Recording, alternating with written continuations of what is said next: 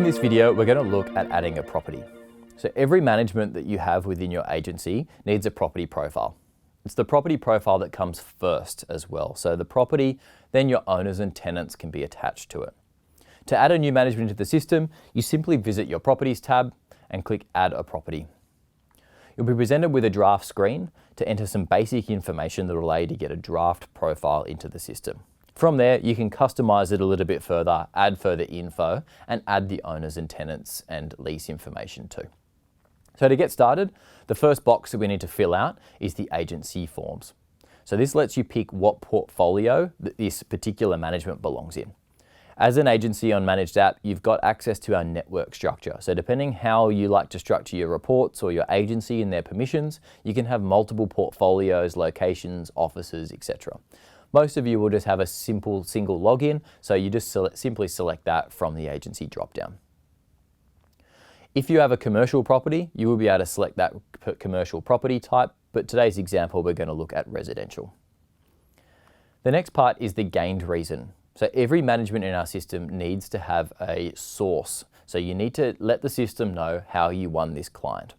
You can use one of our drop-down menus, and then you can use our free text field to tag up any specifics.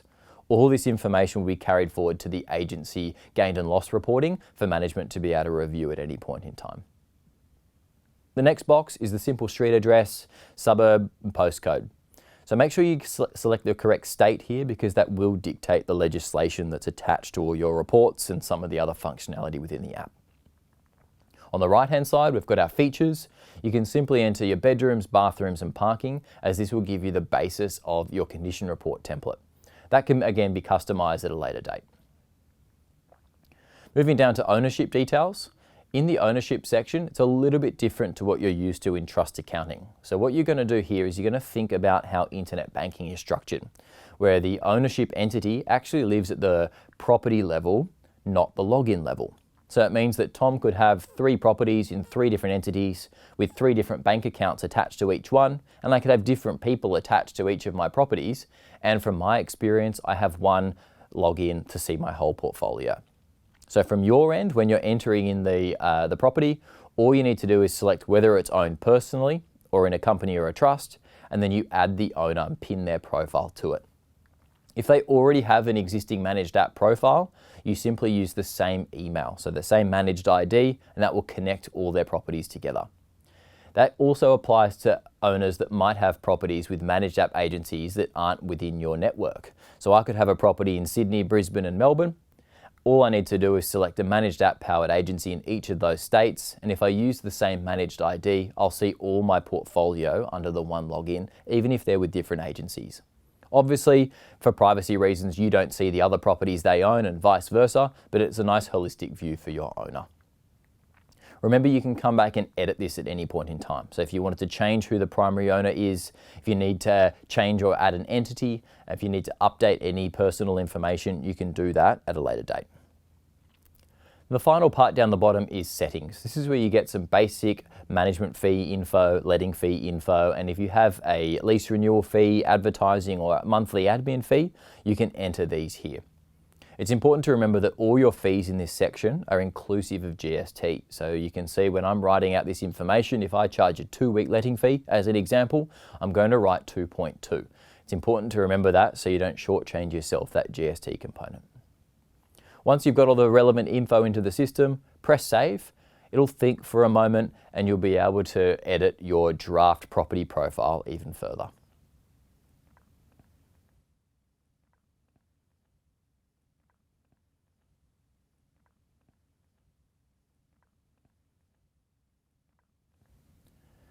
Now, once I've got my draft entered, I've now got a menu here. You can see I've got my overview where I've got certain tags. So this particular property is in draft and it doesn't have any owner details. That's because we haven't sent them an invite yet. But I do now have the ability to navigate through all the other tabs in this new property profile. I can go to the lease section where I'll be entering my tenancy agreement, my task section to see all my activity, and there's the admin fee that we entered already scheduled for collection. I've got my transactions tab now where I see all the future transactions and completed transactions. My financials tab where I can generate statements from. my condition report tab with that basic layout, so that 3-bed, 2-bath, 1 parking layout, and we've got our end of financial year report tab as well. So what we're going to do now is we're going to head over to the owner profile. So what we're going to do now is we're going to go in and just edit this property a little bit further. You can see on the edit screen we've now got additional info, so I can add more owners if I need to. If there's multiple owners that need to be attached to this property, I can have as many as I like. I can also split the income between these owners. So if you have shared disbursements, 50% each, you can actually set that from here. I'm going to add an image in. So when I drop a photo into the system, it will appear as a thumbnail on my view and also for the owner's view as well. I can assign a managing agent. This is where you choose the person that's going to be the primary contact for the property. They will be displayed for the tenant to know who their primary agent is. The owner will be able to see who their property manager is, and all activities and requests will be automatically assigned to that person. On the right-hand side, I've got my key tracker where I can put any keys that are currently being held by different users and their reference numbers. And if I scroll down a little bit further, I've got my strata profile.